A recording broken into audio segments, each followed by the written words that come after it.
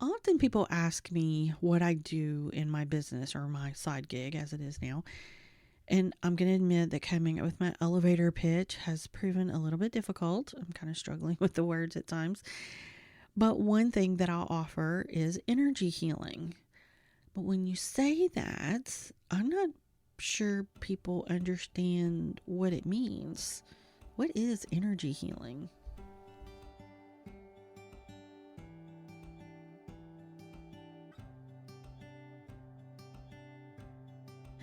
Welcome back to Soulful Wonderings, the space where we search for meaning in everyday life and honor the lessons that help us grow. I'm Heather and I'm your host. Please, before we get started, I would love it if you would subscribe to the podcast, and you can also head over to our socials and follow us there. And I'm going to put all of that in the show notes.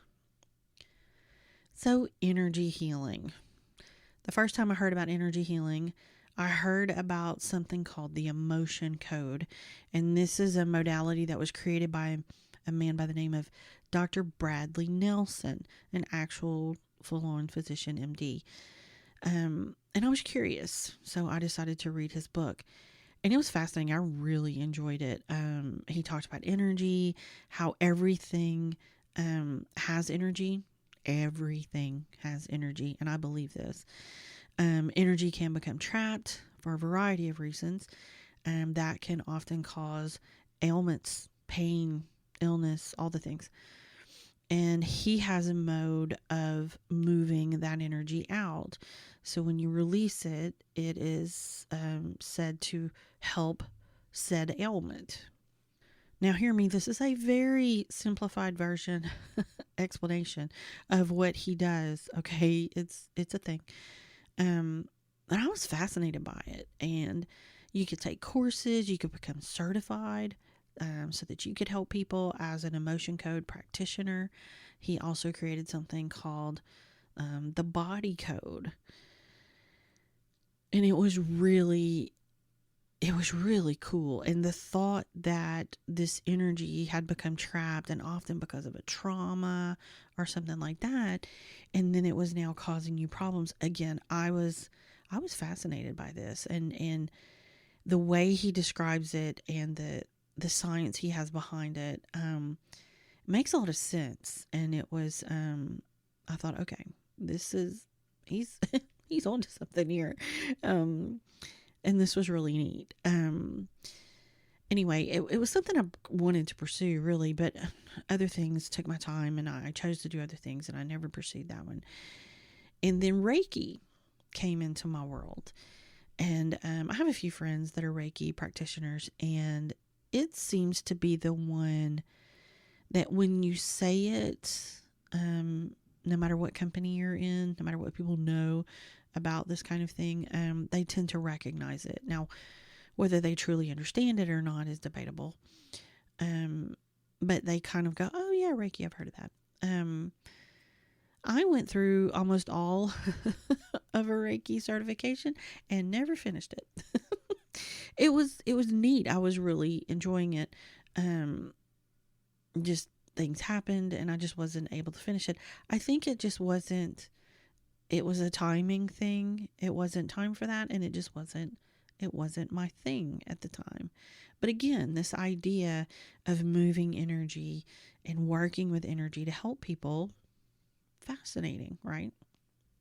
Then came the story we've told here where I was suffering with long COVID and thought I was dying and was introduced to theta healing. In this particular modality, which is the one that I use more often than not, you use a connection to the creator of all that is. To me, that's God. To basically find out what's going on, find the energy and the issues in the body, and start to move those things and ask for healing with those things.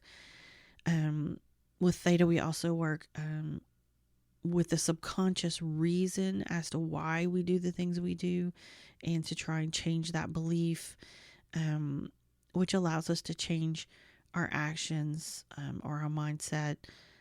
We're also looking at, traumas and releasing traumas and things like that, because all of those things are connected. Again, This is very simplified. These are very simplified explanations. So let's back up a minute and see if there's a definition of energy healing. Now, according to Google, energy healing is a holistic complementary therapy based on the belief that a vital life force energy flows through and around the body. Practitioners aim to balance this quote unquote subtle energy or biofield to reduce stress, alleviate pain, and promote physical, emotional, and spiritual well being. It further states that the goal is to remove blockages in the body's energy flow and rebalance the energy field, which is believed to support the body's natural ability to heal itself. They list things like Reiki, acupuncture, sound healing, chakra balancing, etc. I feel like that's a yes and no. Okay, well, not no. There's really nothing inaccurate here. I just think to me, maybe there's more, there's some more yes. There's more to it. Removing blockages, removing that negative flow or relieving that negative flow. Oh my gosh, those are all, they're so important. They're part of it. Let me tell you, I've had some great Reiki sessions that showed an issue, and then I worked on clearing it and diving further into it. So hear me, I'm it's an awesome thing to do. I just think there are some modalities that go further, or at least the work I've done with them goes further. Um, to me, this is what I see at the core, but there's often more depending on the modality. I keep using that word in case you didn't figure it out already. There are multiple ways to heal. There are several modalities, several methods. Um, Truthfully, they're often very similar. They're kind of doing very similar things, just with slight variations to the approach. And like a lot of other things we've talked about, they're doing similar things. They're just using slightly different language. So, and you will often meet energy healers or people that are in this space that they're probably all using a different modality, or they're using similar modalities. I know people that use multiple. Anyway, so the modality is, I think, evident. I'm going to be honest, I would even put things like hypnotherapy in an energy healing space because I feel like that's part of what they're doing. Anyway, so moving the energy to me is a great beginning. And it may at times be all that's needed, at least in that moment. Trust me, I use these frequently. And I've had that where it's just a kind of a quick cleansing. Let me cleanse the negative energy around you. Let me remove all these blocks. It's great and it works. It's helpful. I like going the next step though. I like finding out the why. I like digging down and finding out the core reason that we're doing something, especially when someone has come to me to solve a problem that they're having. They feel blocked. Maybe they're trying to understand their purpose or why they aren't moving forward in their business or why they're having a challenge in a relationship, or maybe it's an injury or an illness or whatever. That's when often the healing then couples with a bit of coaching. We start to question, well, what are your goals? Or what are you doing now? Well, what's not working?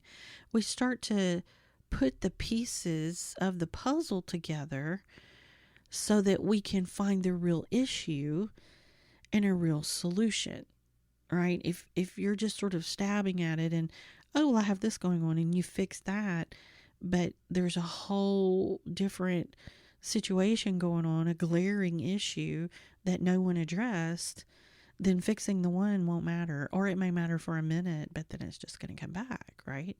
So knowing the why, it's a big deal. I've done some past life regressions that are essentially hypnotherapy style sessions, I would say, where you connect to your higher self. And that gave me a lot of direction and a lot of answers. So that was kind of a piece of the puzzle that I needed that was missing. So that was amazing. That was fabulous. And I get that starts to sound a bit woo-woo to some people. Maybe it is. But as you get into deeper healing, you may find yourself going there. You'd be surprised how much it would help you if you just open your mind to it.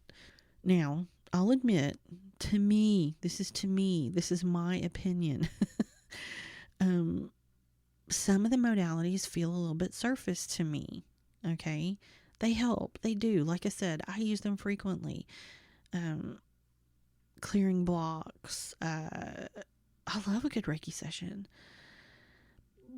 But if I don't know why the block is there, won't it come back?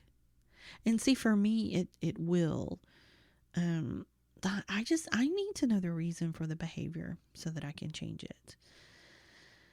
So I find we may need a combination of things. Do some Reiki, remove blocks, do some hypnotherapy, get some good grounded guidance.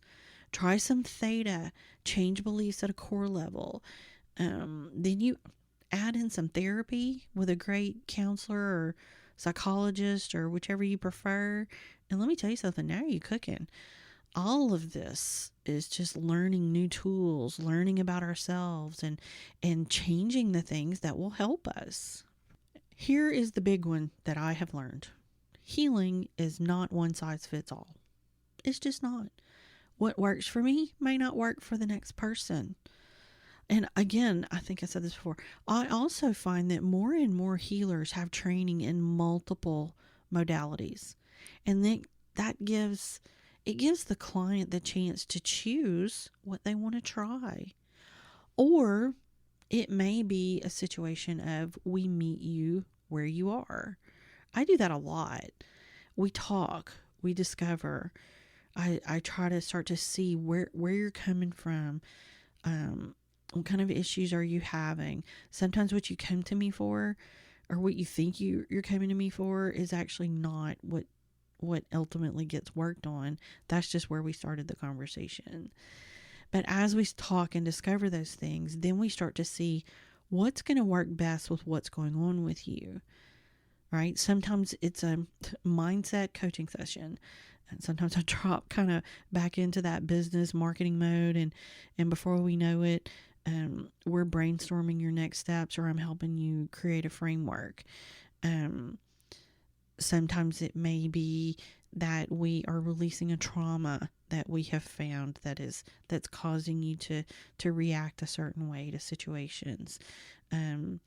Sometimes there's some conditioning or an event that happened that's caused you, again, you're reacting a certain way. And if we can start to look at that conditioning and change that way of thinking, then it may help you in the steps you're taking.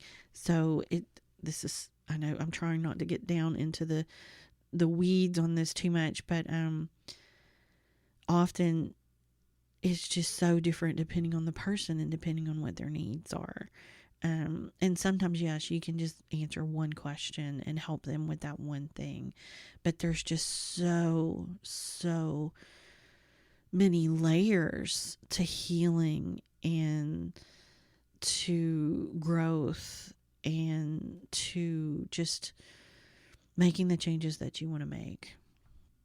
And at the end of the day, a lot of the energy healing I do, I feel like, is I'm helping you make changes so that you can heal you, right? I can change a belief all day long. We can talk about that all day long. We can do the mantras. We can do the affirmations. We can do all the things. But it's up to you to maintain that change, to recognize it when it comes up again, and to stay in the positive mindset or the positive change. We can make our own choices, and we can choose to fall back into old habits. Or we can choose to stay in that place and not move forward. So recognizing, acknowledging, continuing to make different choices, all of those things are part of it. Healing is an ongoing process. And who said it? Shrek? That it's like an onion. There's a lot of layers, and you're just gradually peeling them back. But the changes are, at the end of the day, they're up to us. So maybe that's the real answer to the question, what is energy healing? It's not just moving energy. It's not just clearing blocks. It's awareness. It's understanding. It's choosing something different when you finally see what's been running in the background. And sometimes it's having someone sit with you long enough to help you see what you couldn't see on your own. Because at the end of the day, no one heals for you. But having guidance, having tools, having someone reflect things back to you, that can change everything. So if you've ever been curious about energy healing, you don't have to understand all of it. You don't even have to believe all of it. You just have to be willing to explore what might help you feel better, to think clearer, or even move forward in a way that feels more like you. And maybe that's the real work, not fixing yourself, but understanding yourself enough to move differently. If you want to sit with this a little, here are a couple things that you could reflect on. Look at where in your life do you feel stuck or blocked right now? Do you feel like it's something surface level or something deeper that keeps repeating? When something does shift, are you able to maintain it, or do you notice yourself slipping back? And here's one simple practice. The next time you feel triggered, stuck, or just off, instead of trying to fix it right away, just ask, what is this trying to show me? And when have I felt this before? You're not trying to solve it. You're just trying to notice it, because that awareness, that acknowledgement, that's usually the first step really to any kind of healing, no matter what the modality is that you choose. And if you're sitting there thinking, okay, I know there's something there, I just can't quite get to it. Look, we're all there. It's hardest to do the work on ourselves. It's just so much easier when you have someone to help you through it. And that's exactly the kind of work that I do. We have real conversations, we dig a little deeper, and we use tools that make sense for you. So you can always reach out and we'll figure out what that looks like together.